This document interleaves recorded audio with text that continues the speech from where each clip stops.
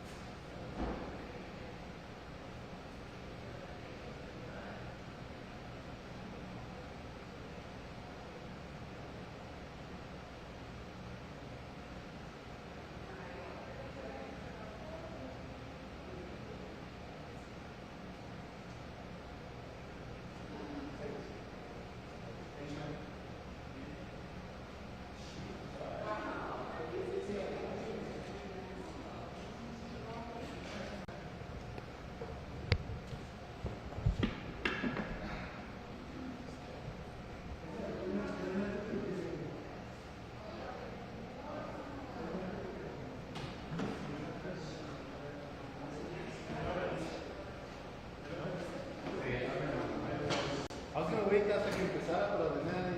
Okay, let's make sure.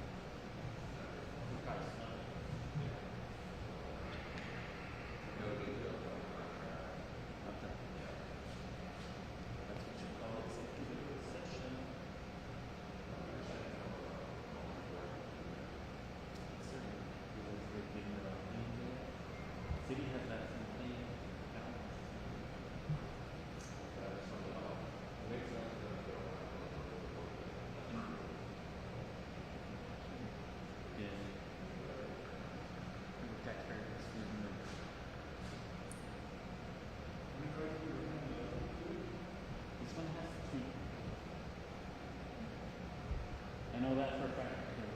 I thought I had an internal card. He's broke. And I was a DA on this. I'm applying back in. One started up. And I went to Paso to go. I did my phone instead of that. And it turned out to be the little dragon here.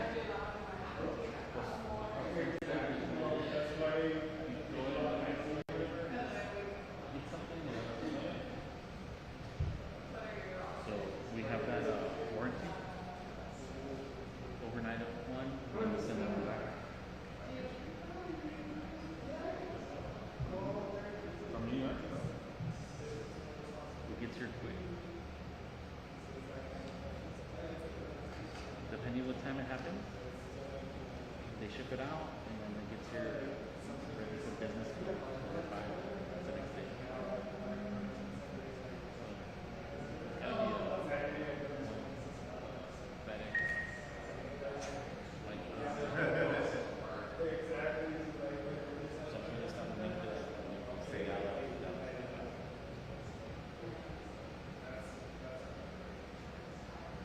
I mean, do you have, all you have is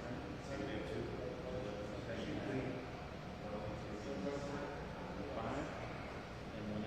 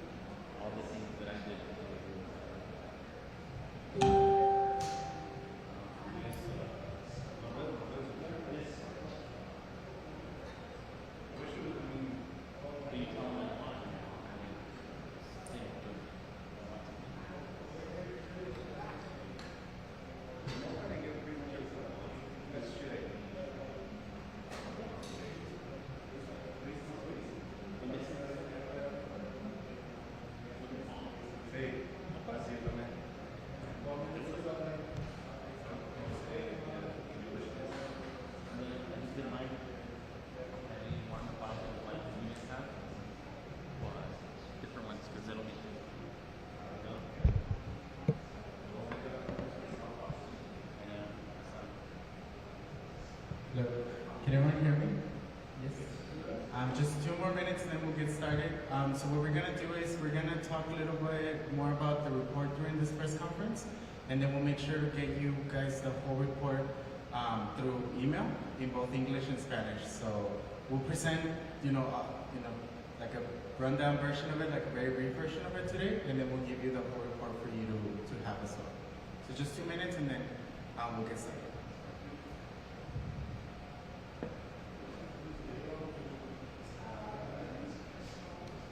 So, real quick, since we all have our mics up there, would it be possible while you're speaking to stay near that? Yeah, they are going to be.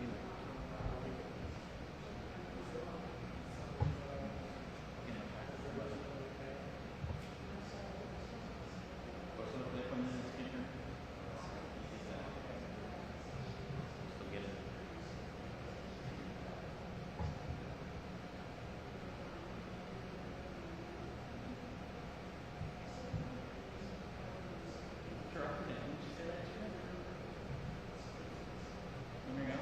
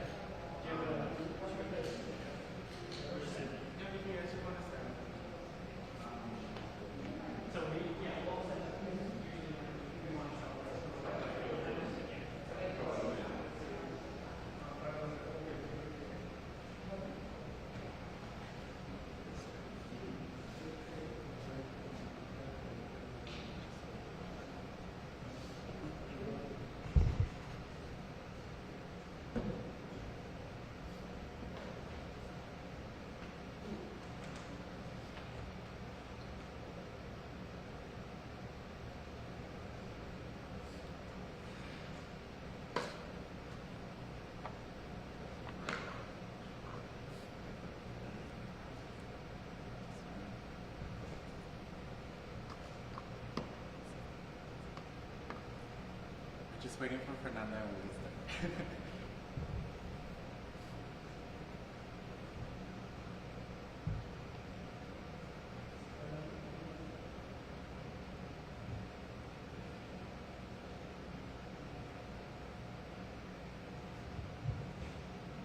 Good morning, everyone. Thank you so much for joining us. My name is Alan Lizarraga, the Communications Manager for Border North for Human Rights.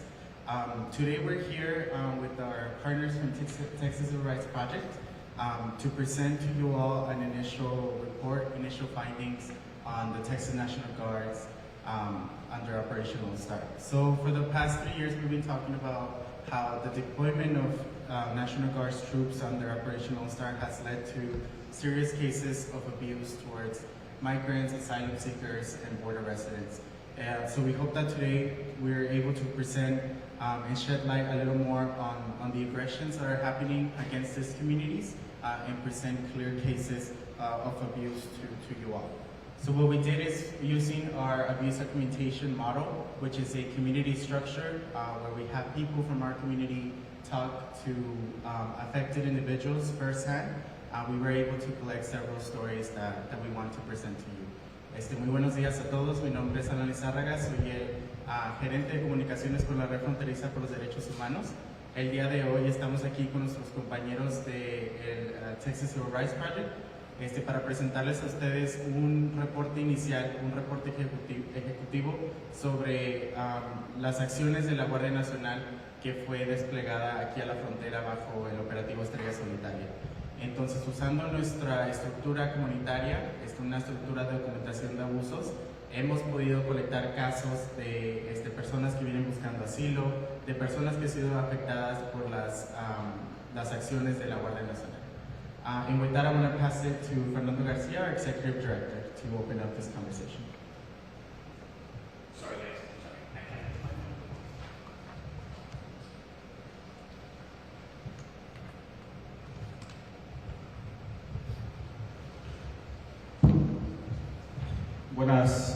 Buenos días, todavía son días. I'm gonna do it in English first and then in Spanish. First, I want to thank our peers and partners with the Texas Civil Rights Project for being in El Paso. They are also constantly in finding mission, right? To actually understand what is happening in the rest of Texas, specifically at the border. So we welcome them today to El Paso for this joint press conference and joint report. Let me start saying this again, and we said it before, everything has started with a distortion.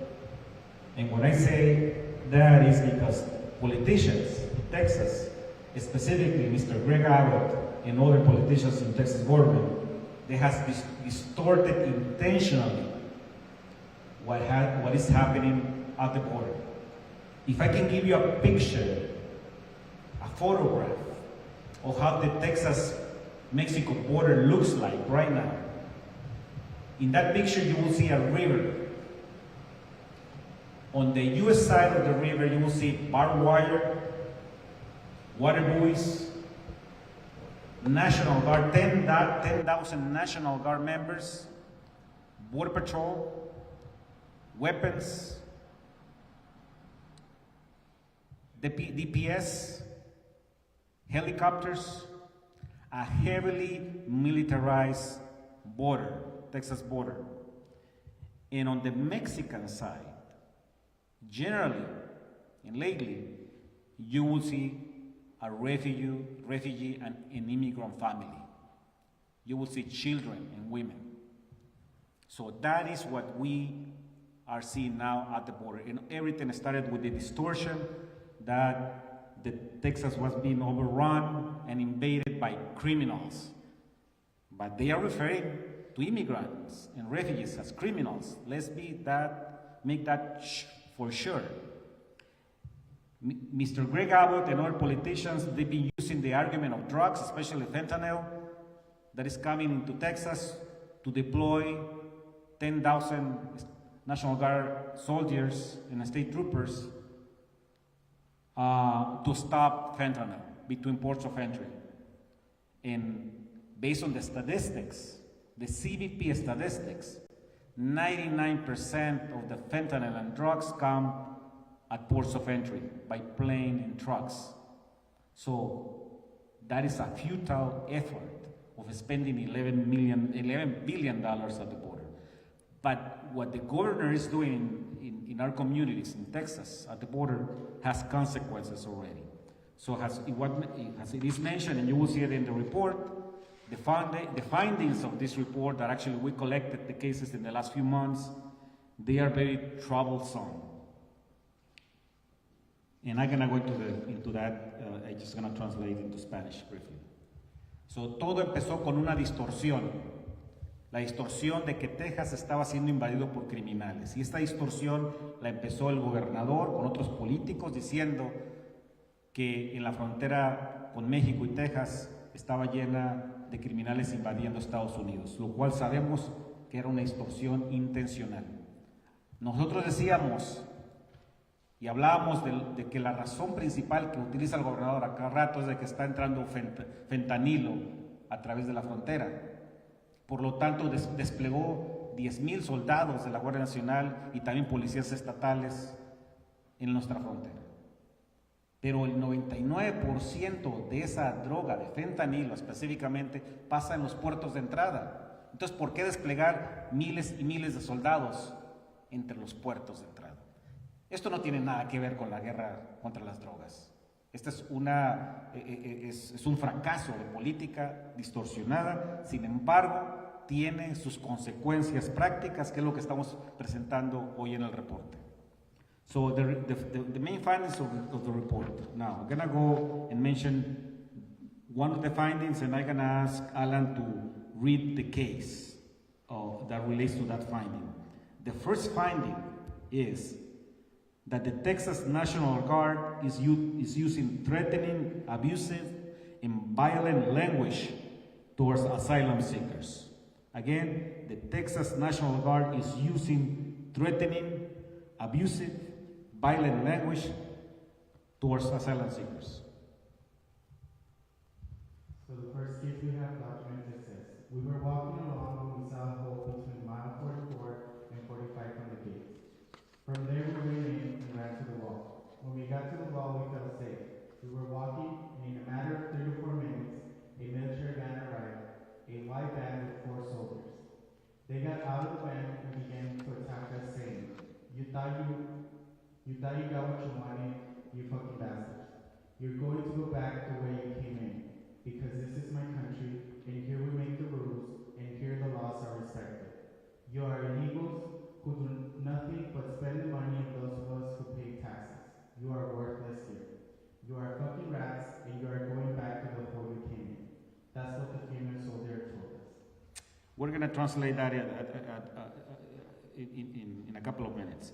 The second finding says that the Texas National Guard is physically abusing asylum seekers, migrants, and border residents on a regular and constant basis. At times, children have been victims of this type of abuse. So one of the cases we collected says, we were holding onto the wall, but they wanted to take us out by force. I could see that everyone was holding onto the wall, and I was holding onto my wife through the bars of the wall. I was holding onto the child carrier. Then I saw that they wanted to take out the daughter of the woman. The girl was clinging onto the edge of the wall, hugging with both arms. The officer pulls her, but the girl doesn't want to give in. With his hand, he hits the back of her skull towards the bars of the wall, and that's where he smashes her head. After that, the aggression is intensified. They pulled over 2 vans, and the officer began to grab me by the neck.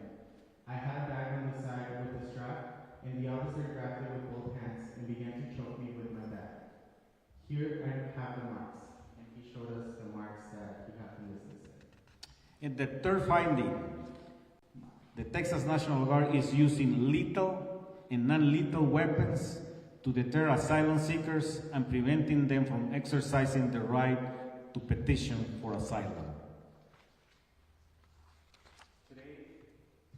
August 1st, me and my family, my husband and my 2 children, tried to cross into the United States along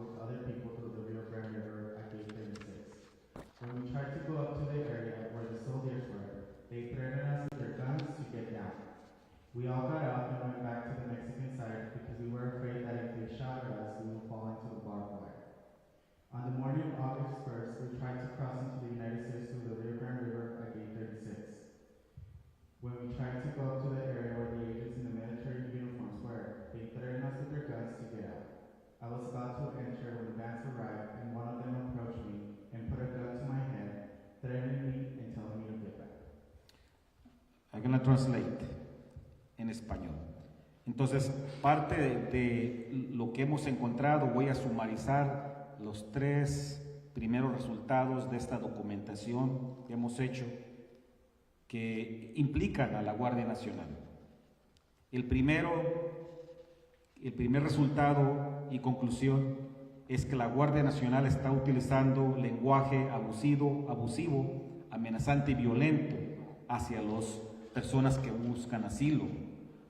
La segunda conclusión es que la Guardia Nacional está abusando físicamente a las personas que buscan asilos, a migrantes y a residentes fronterizos de una forma permanente y regular. Especialmente hemos identificado abuso hacia niños en este sistema de abuso de la Guardia Nacional. Y el tercer resultado es que la Guardia Nacional está utilizando armas letales y no letales para prevenir que los migrantes y personas que quieren pedir asilo no puedan llegar a hacerlo, negándoles ese derecho a pedir asilo. Estamos hablando de situaciones muy serias que violan la ley no solo nacional, sino también la ley internacional. So con eso, with that, we're actually going to pass it on to some of our recommendations, right? So now we're going to pass it to our partners at Texas Civil Rights Project.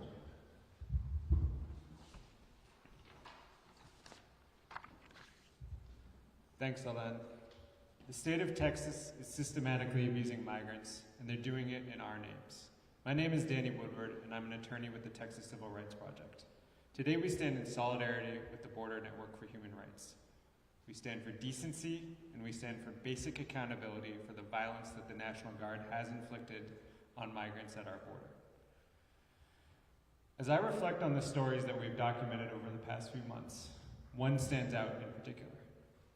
Over the past few months, I've been talking to a father who fled Venezuela with his family after the government threatened him. He took his wife and his young children, and they all headed north. They ended up in Juarez, where they wanted to cross the border and turn themselves over to CBP to request asylum. They wanted to do things the quote-unquote right way. Instead, after they crossed the river, the Texas National Guard, now emboldened by the power that's been given to them under Operation Lone Star, has subjected them to a horrifying course of abuse over 6 hours. Just minutes after they crossed the river, a guard member drove up to them, cursed at them, and called them fucking rats. The family then walked a while towards gate 36, hoping to find a CBP officer. Instead, they saw guard members forcing other migrants across the river. The family became afraid that they would also be forced across the river and into the hands of the cartels, so they ran to the border wall.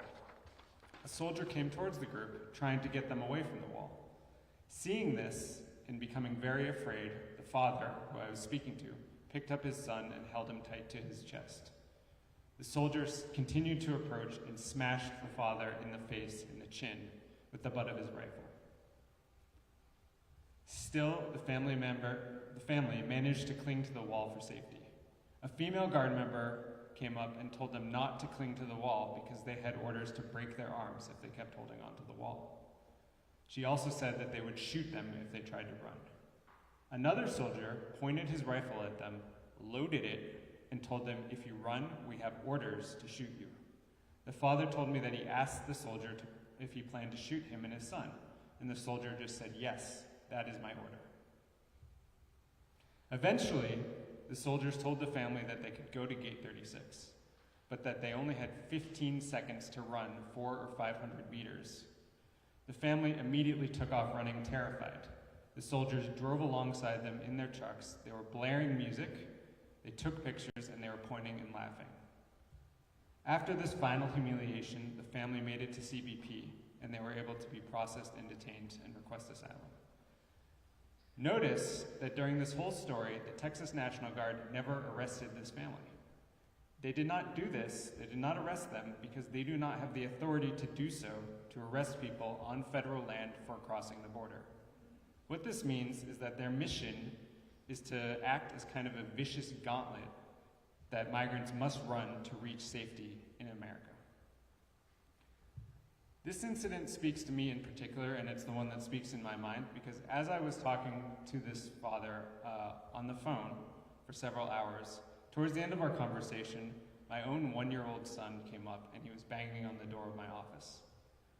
When I got off the phone, I picked him up and I hold him close to my chest.